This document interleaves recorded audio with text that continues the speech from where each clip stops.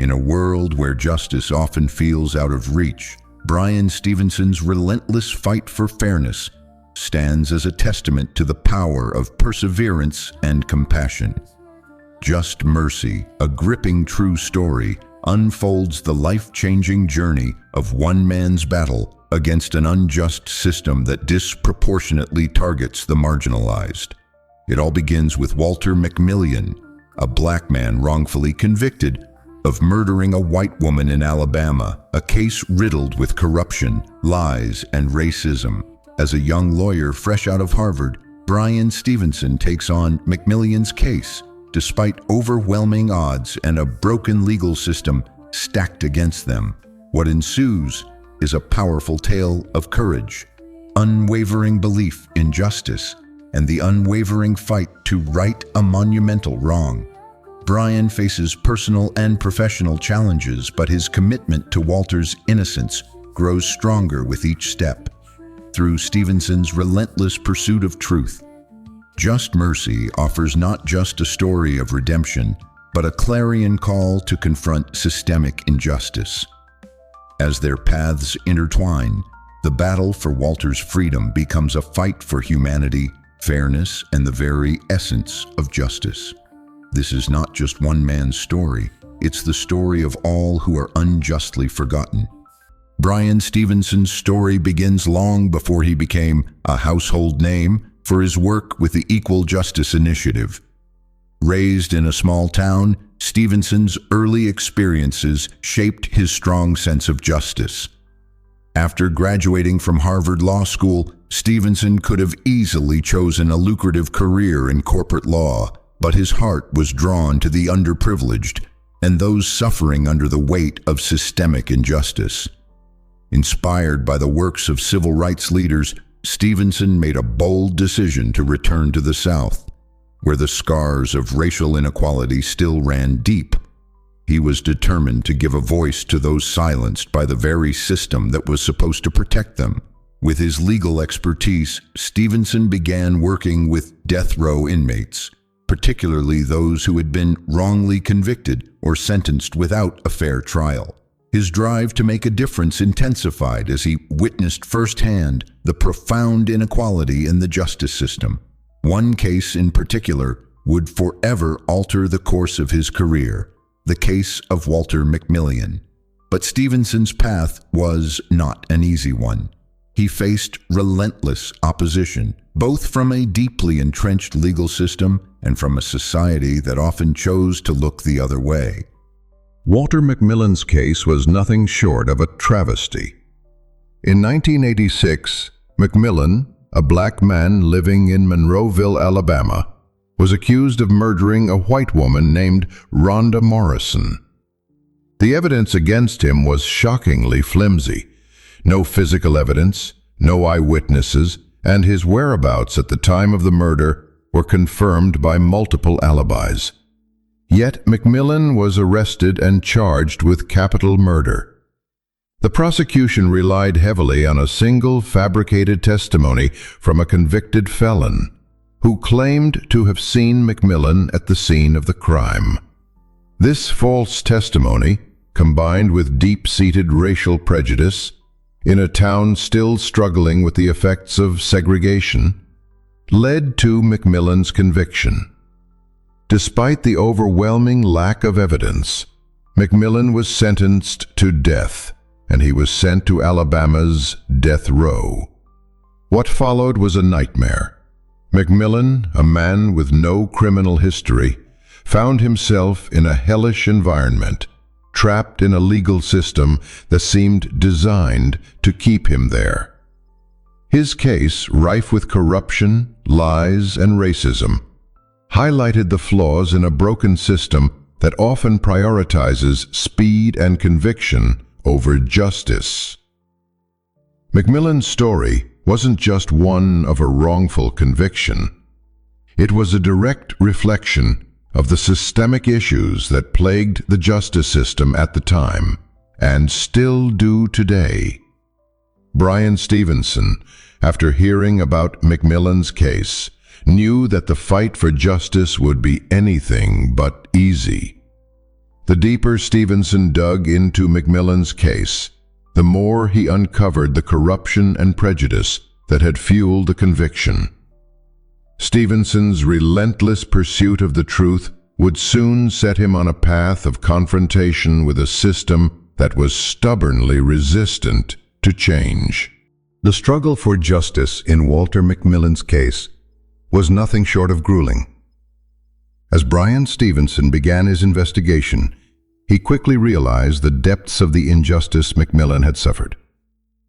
Despite the overwhelming lack of evidence and the clear signs of a flawed trial, the legal system was not quick to admit its mistakes. Stevenson's first major hurdle was the indifference of the local authorities. The sheriff's department, the prosecutor's office, and even the judge seemed uninterested in uncovering the truth. Stevenson faced not only the bureaucratic red tape of the legal system, but also the powerful forces of racial bias and corruption that were deeply embedded in the Alabama justice system. The case was far from simple, and each step forward seemed to bring more resistance. One of the greatest challenges Stevenson encountered was the sheer disbelief of people in McMillan's innocence. The idea that a black man, especially one like McMillan, could be wrongfully convicted and sent to death row seemed unfathomable to many in the community. The bias was stark, and even some of McMillan's own family members initially had doubts about the fight for his freedom. As Stevenson delved deeper into the case, he began to piece together the puzzle of McMillan's innocence. He uncovered shocking details, including the recantation of the key witness who had falsely identified McMillan. But getting the courts to listen to new evidence proved to be nearly impossible. Stevenson faced pushback from all sides, attacks on his credibility, threats of violence, and even attempts to intimidate him into backing down. But his determination only grew stronger. The emotional toll on Stevenson was immense. Each day he spent fighting for McMillan was another day of watching the justice system fail. The longer McMillan remained on death row, the more it became clear that the system was designed to uphold the status quo, not to deliver justice. But Stevenson refused to give in. He knew that without someone to stand up against the injustices, McMillan's life would be irreparably destroyed, as would many others unjustly incarcerated. After years of relentless legal battles, the breakthrough in Walter McMillan's case came when Bryan Stevenson and his team finally uncovered irrefutable evidence of McMillan's innocence. New witness testimonies, coupled with the discredited testimony of the key witness who had originally implicated McMillan, led to a stunning revelation. McMillan had been in another part of Alabama on the day of the murder, supported by multiple alibis. Despite the overwhelming evidence in McMillan's favor, the road to his release was not smooth. Local authorities were reluctant to admit their errors, and the deep-rooted prejudice in the community made it difficult for the truth to prevail. Yet, Stevenson's persistence paid off when the Alabama Court of Criminal Appeals finally overturned McMillan's conviction in 1993, after nearly a decade of wrongful imprisonment. Walter McMillan was released from death row, a free man after spending 6 years in a prison cell, unjustly condemned to die for a crime he didn't commit. The emotional moment of his release was a victory not only for McMillan and Stevenson, but also for the thousands of others who, like McMillan, had been wrongfully convicted and forgotten by a flawed system. But McMillan's exoneration wasn't just a personal victory. It became a symbol of the need for reform within the justice system. The case revealed how deeply flawed and prejudiced the system was, and how easily it could destroy lives based on race, corruption, and injustice.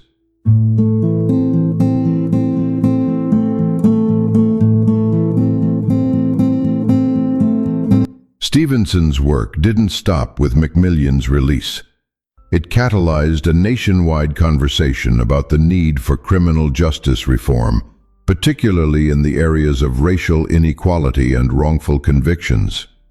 In the years following McMillon's exoneration, Stevenson's fight for justice grew into something much bigger.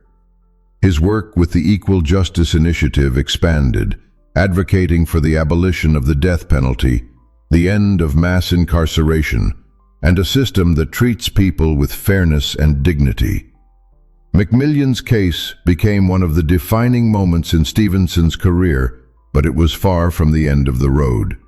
His commitment to those who had been unjustly incarcerated continued to fuel the fight for change. The story of Walter McMillon is not just a story of one man's wrongful conviction. It is a stark reminder of the deep flaws within a justice system that too often fails those it is meant to protect.